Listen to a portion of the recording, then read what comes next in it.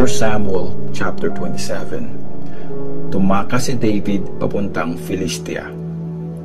Sinabi ni David sa sarili niya, darating ang araw na papatayin ako ni Saul. Ang pinakamaganda kong magagawa ay magtago sa lupain ng mga Philistines. Tapos, magsasawa rin si Saul sa paghanap sa akin sa Israel at magiging safe na ako. Kaya umalis agad si David kasama ang 600 niyang sundalo at nagpunta sila kay King Achish na anak ni Maok ng Gath. Nanirahan si David at ang mga sundalo niya sa Gath, kasama ng mga sundalo niya ang kani-kanilang pamilya. Kasama ni David ang dalawang asawa niya, si Ahinoam na taga Jezreel at si Abigail na biyuda ni Nabal na taga Carmel. Nang mabalitaan ni Saul na nasa Gath si David, tumigil na siya sa kakahabol dito. Isang araw, sinabi ni David kay Achish, kung naging mabuti ako sa paningin mo, bigyan mo po sana ako ng isang maliit na bayan para doon kami manirahan. Di naman po kailangan nakasama mo kaming naninirahan dito sa city. Kaya ng araw ding yon, binigay ni Achish sa kanya ang Ziklag. Ito ang dahilan kung bakit hanggang ngayon, sakop ng mga hari ng Juda ang Ziklag. Nanirahan si David sa lupain ng mga Philistines sa loob ng 16 months. Nung panahong yun, sinalakay ni David at ng mga sundalo niya ang mga Geshurites, Girzites at Amalekites na matagal nang naninirahan sa lupain na umaabot hanggang sa Shur papunta sa Egypt. Sa tuwing sinasalakay ni David ang lupain, wala siyang iniiwang buhay, lalaki man o babae. Kinukuha niya ang mga tupa, baka, donkey, camel at damit. Pagkatapos, bumabalik siya kay Achish. Pag nagtatanong si Achish kay David kung saan siya sumalakay, sinasabi niyang sinalakay niya ang south ng Judah o ang south ng Jerahmeel o ang south ng mga Kenites. Walang iniiwang buhay si David sa mga lugar na sinasalakay nila para walang makabalik sa Gath at magbalita kung ano ang ginawa nila. Ginawa ito ni David sa buong panahong nakatira siya sa lugar ng mga Philistines. Tiwalang-tiwala si Achish kay David at iniisip niyang galit na galit ang mga Israelites kay David, kaya buong buhay niya itong magiging servant. 1 Samuel chapter 28. Nang panahong iyon, ginather ng mga Philistines ang mga sundalo nila para girahin ang Israel. Sinabi ni Achish kay David, siguro naman naiintindihan mo sa akin ka dapat sumama, ganon din ang mga sundalo mo. Sumagot si David, syempre po, makikita mo kung ano ang kaya kong gawin. Sinabi ni Achish, good, ikaw na ang permanente kong bodyguard. Kumonsulta si Saul sa isang kumakausap sa patay. Patay na noon si Samuel at nagluksa ang buong Israel dahil sa kanya. Nilibing siya sa Rama na bayan niya. Pinalayas na noon ni Saul sa Israel ang lahat ng mga kumakausap sa mga patay at ang mga manghuhula. Nag-gather at nagkampo sa Shunem ang army ng mga Philistines. Kinather naman ni Saul ang buong army ng Israel at nagkampo sila sa Mount Gilboa. Nanginig sa takot si Saul nang makita niya ang army ng mga Philistines, kaya nag-consult siya kay Lord kung anong dapat gawin. Pero di siya sinagot ni Lord kahit sa pamamagitan ng mga panaginip, ng Urim o ng mga prophets. Kaya inutos ni Saul sa mga officers niya, ihanap niyo ako ng babaeng kumakausap sa mga espiritu ng mga namatay na. Magtatanong ako sa kanya. Sumagot sila, meron pong isa sa Endor. Kaya nagpanggap si Saul at nagsuot ng ibang damit. Kinagabihan, umalis siya kasama ang dalawa niyang tauhan at pinuntahan ang babae. Sinabi niya, tawagin mo ang espiritu ng taong sasabihin ko sa iyo. Sumagot ang babae, siguradong alam mo kung ano ang ginawa ni King Saul, kung paano niya pinalayas mula sa Israel ang mga manghuhula at ang mga kumakausap sa mga patay. Bakit mo nilalagay sa panganib ang buhay ko? Kaya nangako si Saul sa ngalan ni Lord, ang Diyos na buhay. Witness si Lord na di ka mapaparusahan sa gagawin mong ito. Kaninong espiritu ang tatawagin ko para sa iyo? Tanong ng babae. Espiritu ni Samuel, sagot niya. Napasigaw ang babae nung makita niya si Samuel. Sinabi ng babae kay Saul, bakit mo ako niloko? Ikaw pala si King Saul.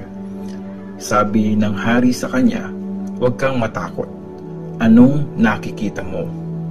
Nakikita ko po ang isang espiritu na umaangat mula sa lupa, sagot ng babae.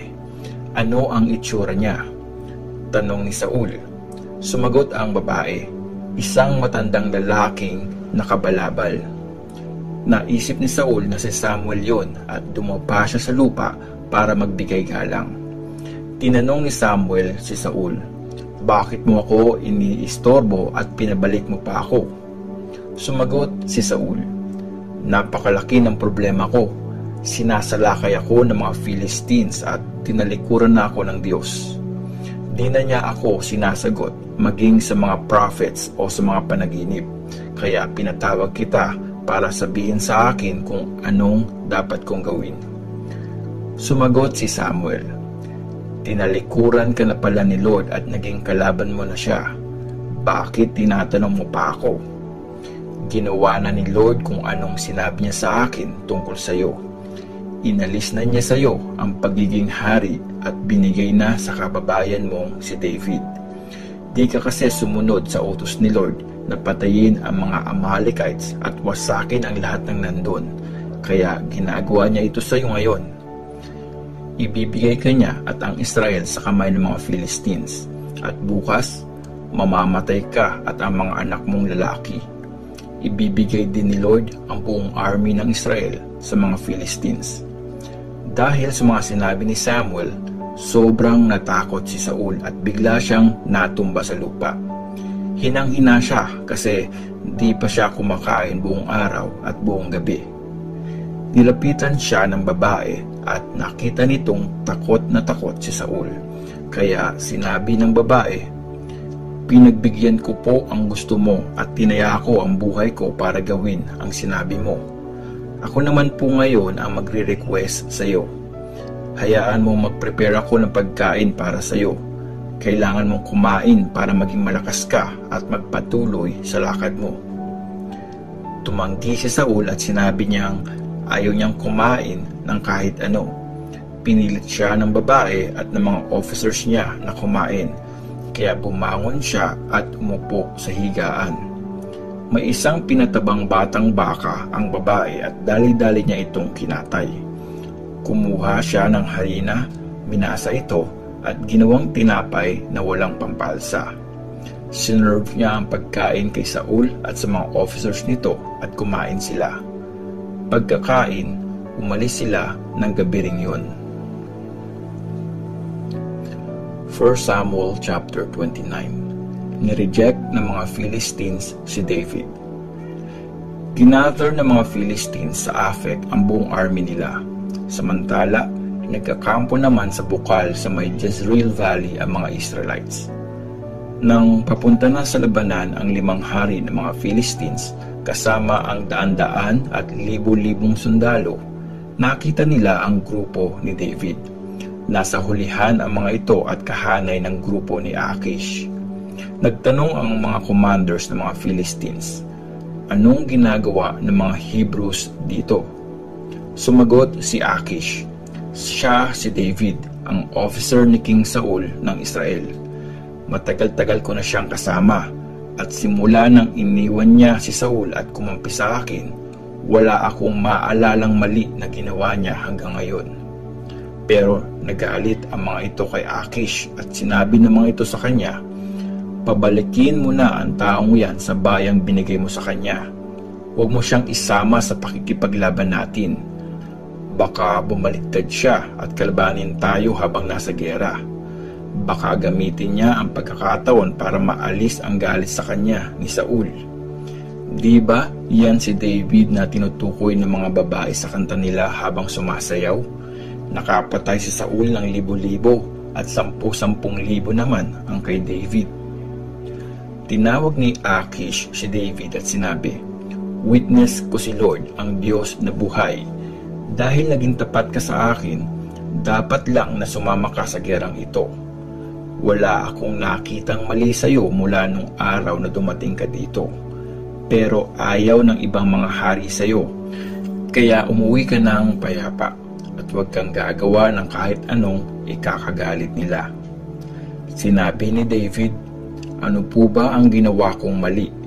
Kung sinabi mong wala kang nakitang mali sa akin mula nung sumama ako sa iyo, bakit di ako pwedeng sumama sa iyo sa pakikipaglaban sa mga kaaway ng mahal kong hari?" Sumagot si Akish, "Alam kong mabuti kang tao na gaya ng isang angel ng Diyos. Pero sinabi ng mga commanders ng mga Philistines na di ka pwedeng sumama sa amin sa gera bukas. Kaya maaga kang bumangon bukas, pati na ang mga sundalo mo na sumama sa iyo. Pagsikat ng araw, umalis kayo agad." Kaya kinabukasan, maagang bumangon si David at ang mga sundalo niya para bumalik sa lupain ng mga Philistines. Pumunta naman ng Jezreel ang mga Philistines.